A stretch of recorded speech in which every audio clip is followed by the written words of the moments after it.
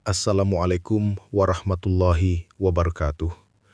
Bapak, Ibu, para orang tua yang saya cintai di seluruh Indonesia. Mari kita bicara tentang sebuah tempat di dalam rumah kita yang seharusnya paling pribadi dan aman, namun ternyata telah menjadi lokasi paling mematikan bagi jutaan lansia. Tempat itu adalah kamar mandi. Setiap hari kita mendengar kabar duka. Seorang tetangga, seorang kerabat, atau teman pengajian yang sehat walafiat tiba-tiba ditemukan jatuh pingsan di kamar mandi. Keluarga histeris. Semua orang bingung. Apa yang sebenarnya terjadi di dalam ruangan kecil itu? Selama ini, kita selalu menyalahkan satu hal. Lantainya licin. Tapi bagaimana jika saya katakan bahwa lantai licin seringkali bukan penyebab utamanya? Bagaimana jika saya beritahu Anda bahwa ada pembunuh senyap lain yang menyerang tubuh kita tepat di saat kita berada di dalam kamar mandi, yang menyebabkan kita kehilangan kesadaran terlebih dahulu, baru kemudian terjatuh? Ini adalah sebuah kebenaran yang menakutkan, sebuah misteri yang harus kita bongkar bersama. Sebelum saya lanjutkan, saya ingin kita semua saling menjaga. Silahkan tulis nama dan asal kota Bapak dan Ibu di kolom komentar agar pesan peringatan ini bisa menjangkau seluruh pelosok negeri. Perkenalkan, saya Dr. Slamet Wibowo. Selama lebih dari 3 dekada, saya telah menandatangani begitu banyak surat keterangan darurat untuk pasien-pasien lansia yang dibawa dari kamar mandi. Dan hati saya selalu miris, karena sebagian besar dari tragedi ini seharusnya bisa dicegah jika saja mereka dan keluarga mereka tahu akan bahaya tersembunyi yang akan saya jelaskan hari ini. Ini bukan sekedar tentang membangun kamar mandi anti licin. Ini jauh lebih dalam dari itu. Ini tentang memahami bagaimana tubuh kita yang sudah menua merespons perubahan suhu, tekanan, dan aktivitas di dalam ruangan yang sempit dan lembab itu. Banyak lansia yang merasa dirinya masih kuat. Saya masih bisa jalan cepat, Dok. Saya tidak mungkin jatuh. Justru rasa percaya diri yang berlebihan inilah yang menjadi musuh terbesar kita. Karena serangan ini datang bukan saat kita merasa lemah, tapi justru saat kita merasa paling sedar dan paling aman. Di video yang sangat krusial ini, saya akan menjadi detektif untuk Anda.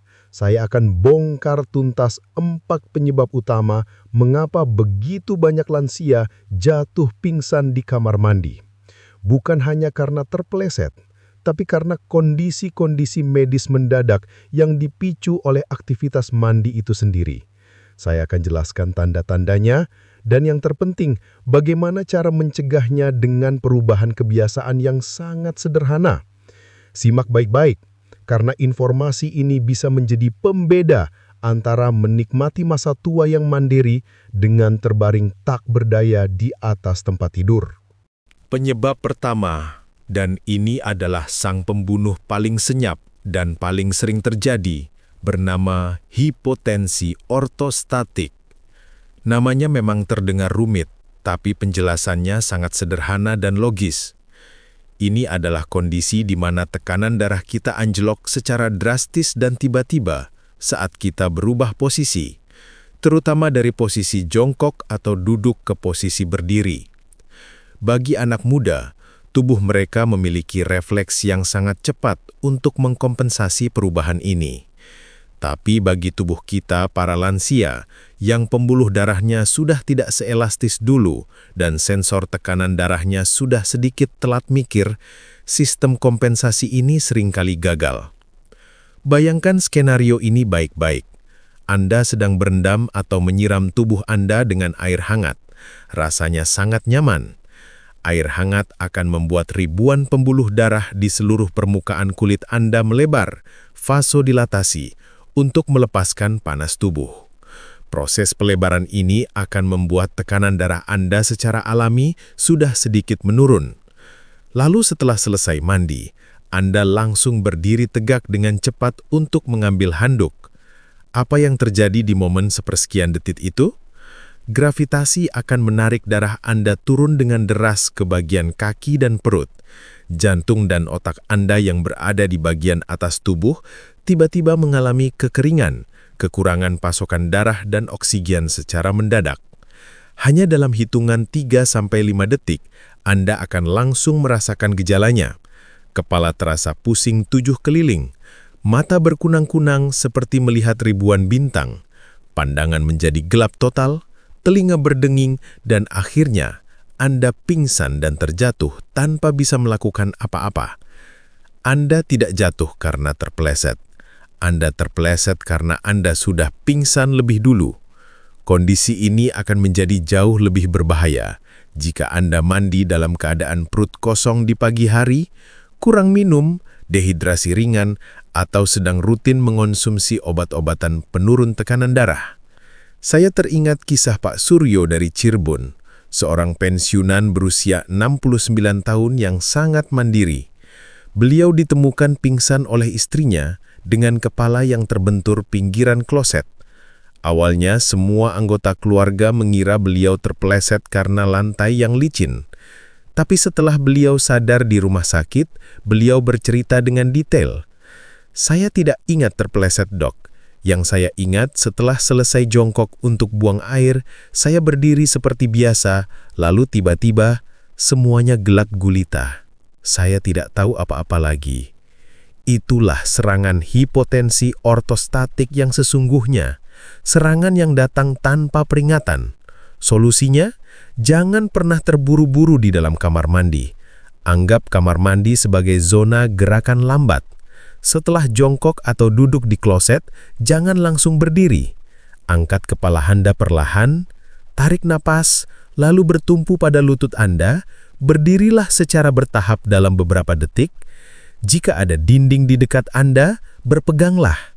Beri waktu beberapa detik bagi jantung dan pembuluh darah Anda untuk beradaptasi dan memompa kembali darah ke otak sebelum Anda melangkah. Kebiasaan super sederhana ini bisa menyelamatkan Anda dari cedera kepala yang fatal atau patah tulang panggul yang bisa merenggut kemandirian Anda selamanya. Penyebab kedua, sang pemicu serangan jantung mendadak di waktu subuh. Syok suhu dingin. Ini adalah kebalikan dari yang pertama dan sering terjadi pada bapak-bapak yang merasa dirinya masih kuat dan tangguh. Banyak lansia, terutama yang dulunya memiliki latar belakang militer atau hidup disiplin, yang terbiasa mandi dengan air dingin di waktu subuh karena dianggap menyegarkan dan membangkitkan semangat. Bapak Ibu, tolong hentikan kebiasaan ini sekarang juga. Itu ibarat Anda menyiram mesin mobil yang sedang panas membara dengan seember air es. Mesinnya bisa retak dan hancur. Saat air dingin yang menusuk itu mengguyur tubuh kita, terutama di bagian dada dan punggung, tubuh akan mengalami syok suhu yang ekstrim. Sebagai respons darurat, otak akan memerintahkan pembuluh darah koroner yang menuju ke jantung untuk mengalami kejang dan menyempit secara tiba-tiba. Vasospasme. Di saat yang bersamaan, semua pembuluh darah di permukaan kulit juga akan dicekik atau menyempit drastis untuk mencegah hilangnya panas tubuh. Akibatnya, tekanan darah akan melonjak naik secara brutal. Bayangkan kombinasi maut ini. Selang utama ke jantung Anda sedang menyempit, sementara tekanan pompa di seluruh tubuh Anda sedang meroket. Jantung Anda dipaksa memompa darah melawan tahanan yang luar biasa tinggi, sementara pasokan darah untuk dirinya sendiri justru sedang terhambat. Inilah yang bisa memicu serangan jantung atau nyeri dada hebat, angina pectoris, secara mendadak, bahkan pada orang yang sebelumnya tidak pernah merasa memiliki penyakit jantung. Anda akan merasakan dada seperti diremas oleh tangan raksasa, sesak napas yang hebat, nyeri yang menembus hingga ke lengan kiri dan punggung, dan akhirnya kolaps. Saya tidak akan pernah lupa kasus Pak Hartawan, seorang pensiunan perwira Angkatan Darat dari Magelang. Beliau sangat bangga dengan kebiasaannya mandi air sumur yang dingin jam 4 pagi. "Ini yang membuat saya tetap disiplin dan kuat, Dok," katanya. Tapi suatu subuh, beliau mengalami serangan jantung hebat di dalam kamar mandinya. Untungnya, Nyawanya masih tertolong setelah dilarikan ke rumah sakit, tapi dokter menemukan sebagian otot jantungnya sudah mengalami kerusakan permanen. Jangan pernah lagi menantang maut dengan mengguyur tubuh Anda dengan air dingin secara tiba-tiba di pagi buta. Jika Anda tetap ingin mendapatkan kesegaran air dingin, lakukanlah dengan cara adaptasi. Mulailah dari ujung kaki, siram perlahan hingga ke betis, lalu naik ke paha, kemudian basahi kedua lengan, baru setelah itu basahi perut dan punggung. Dan yang terakhir, barulah kepala. Biarkan tubuh Anda beradaptasi dengan perubahan suhu secara bertahap. Jangan pernah memberikan kejutan mendadak padanya. Penyebab ketiga, sang pencuri kesadaran yang licik, sinkop vasovagal. Ini adalah istilah medis untuk kondisi pingsan yang dipicu oleh aktivitas-aktivitas tertentu yang merangsang sebuah saraf panjang di tubuh kita yang bernama saraf vagus secara berlebihan. Saraf vagus ini adalah saraf rem alami tubuh kita. Ia menghubungkan otak dengan banyak organ, termasuk jantung dan usus. Jika ia dirangsang terlalu kuat, ia akan mengirimkan sinyal rem darurat ke jantung, menyebabkan detak jantung dan tekanan darah anjlok secara drastis. Akibatnya sama, aliran darah ke otak berhenti sesaat, dan Anda pun pingsan. Apa saja pemicu umum di dalam kamar mandi? Pemicu nomor 1 adalah mengejan terlalu keras saat buang air besar. Ini sangat sering terjadi pada lansia yang menderita sembelit atau konstipasi kronis. Saat kita mengejan dengan sekuat tenaga, tekanan di dalam rongga dada dan perut kita akan meningkat drastis, dan ini memberikan stimulasi yang sangat kuat pada saraf vagus.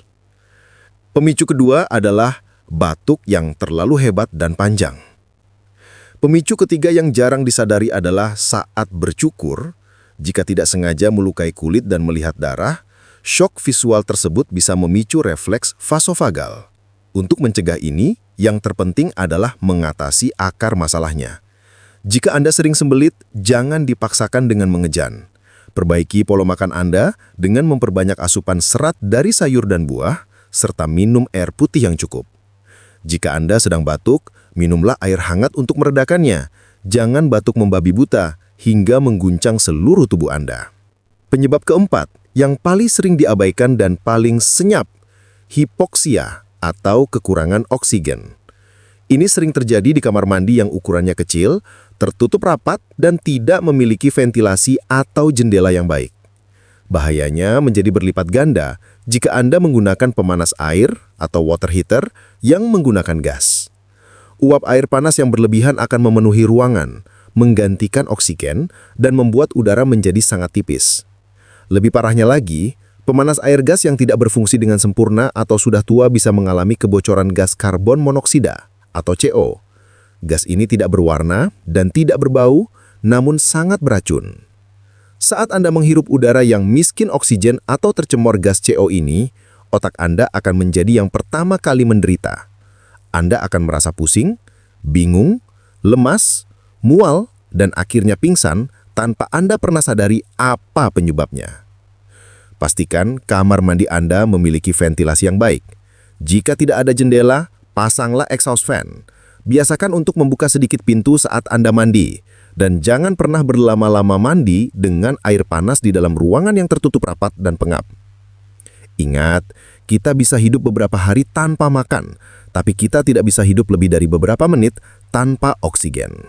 Setelah mengetahui keempat pembunuh senyap ini, mari kita rangkum aturan wajib untuk selamat di kamar mandi. Anggap ini sebagai prosedur tetap yang harus Anda hafalkan dan praktikkan setiap hari. Pertama, jangan pernah terburu-buru. Lakukan semua gerakan secara perlahan dan penuh kesadaran. Dari bangun tidur, duduk dulu, baru berdiri. Dari berdiri, melangkah pelan. Semua harus ada jedanya. Kedua, selalu berpegangan. Segera pasang handlebar atau pegangan tangan yang kokoh di dinding dekat kloset dan shower. Ini bukan tanda kelemahan, ini tanda kebijaksanaan. Anggap itu sebagai asisten pribadi Anda di kamar mandi. Ketiga, Atur suhu air dengan benar. Gunakan selalu air hangat suam-suam kuku.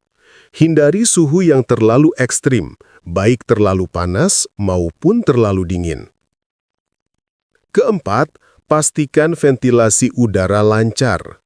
Biarkan udara segar masuk agar otak Anda tetap mendapatkan pasokan oksigen yang melimpah. Kelima, gunakan alas kaki anti licin baik di dalam maupun di luar kamar mandi. Lantai yang basah adalah ranjau darat bagi kita. Keenam, dan ini sangat penting, jangan kunci pintu kamar mandi dari dalam.